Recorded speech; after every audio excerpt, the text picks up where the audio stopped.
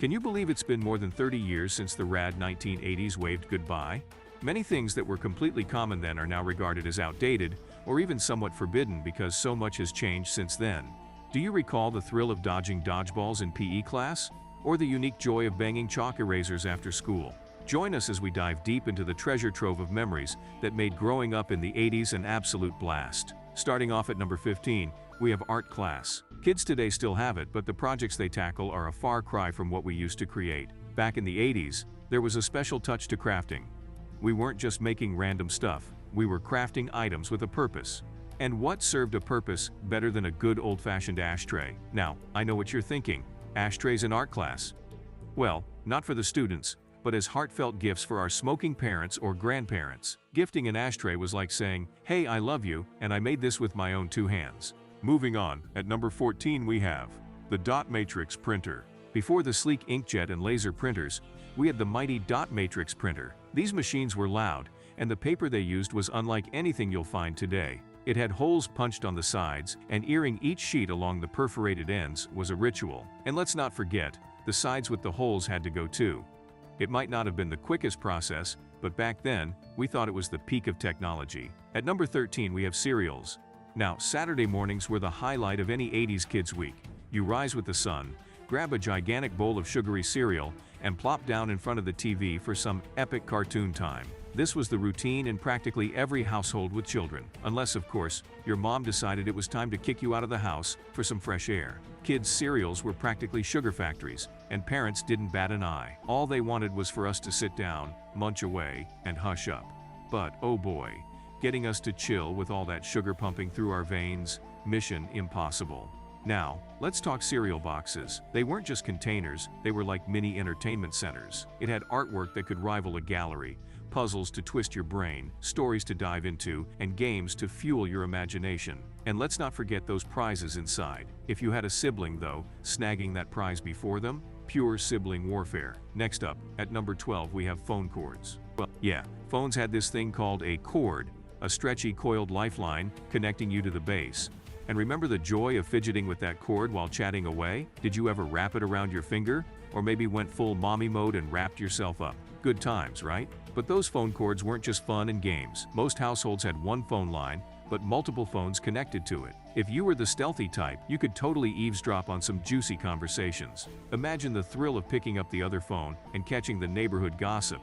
Pure 80s espionage. Shifting gears, at number 11, we have playgrounds. The ground was as tough as nails, and the equipment, solid steel. Yeah, that stuff got hotter than a summer sidewalk, and if you weren't careful you'd end up with some third-degree burns. Sharp edges?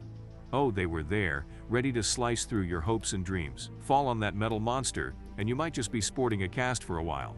It was a real-life obstacle course, and every playground had its own element of danger. Now at number 10, let's talk tech. Today, computers are practically a household necessity. Kids start tapping away on keyboards before they even hit kindergarten. But rewind to the 80s, and having a computer at home was like winning the lottery. And guess what? People weren't glued to those things 24/7. We were still working out the complex world of DOS-based operating systems, which is very different from the tech-savvy youth of today. Next up, at number 9, we have safety standards. Yeah, they were a bit flexible in the 80s. Seatbelt laws were just gaining traction in the mid-80s. Before that, kids had the thrill of riding in the bed of pickup trucks or squishing into the far back of station wagons.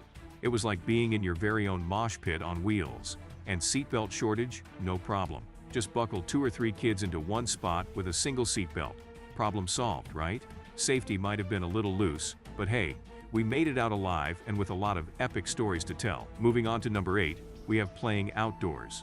Parents had a simple rule after Saturday morning cartoons. Get lost, go outside, just don't stay in the house. Every parent echoed those words, and kids took it to heart. We roamed freely, miles from home, with no parental GPS tracking.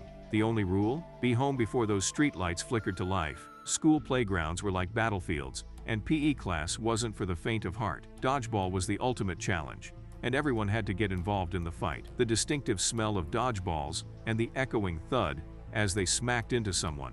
Unforgettable. Some schools these days have even banned dodgeball.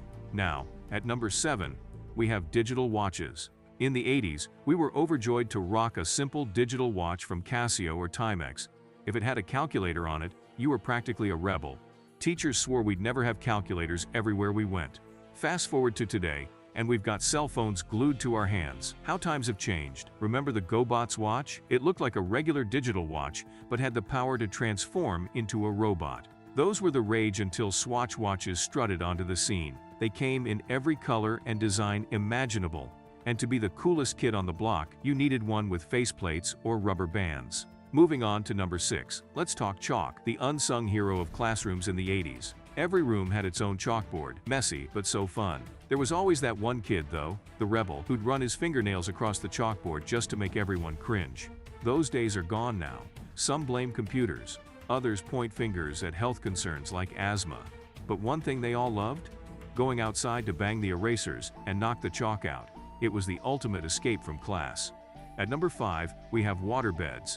They made a splash in the 70s and were still rocking in many households during the 80s. Floating on water as you slept was bizarre yet oddly relaxing. Nowadays, they're like relics of a watery dream, and most kids have no clue what they're missing.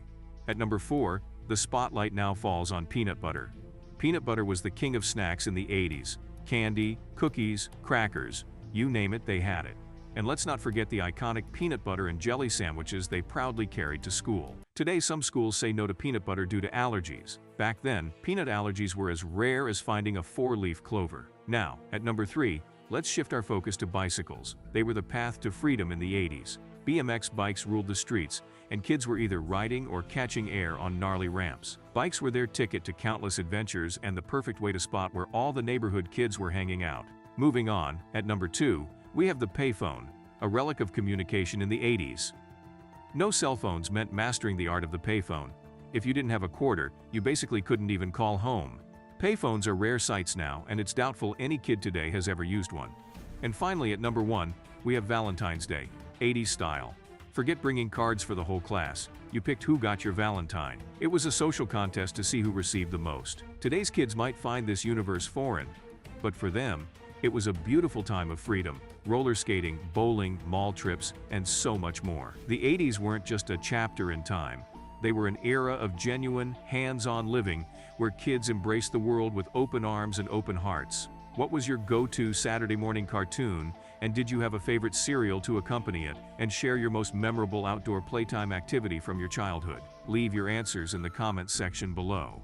And don't forget to like this video and subscribe to our channel if you haven't already. Thank you for watching. We'll see you guys soon.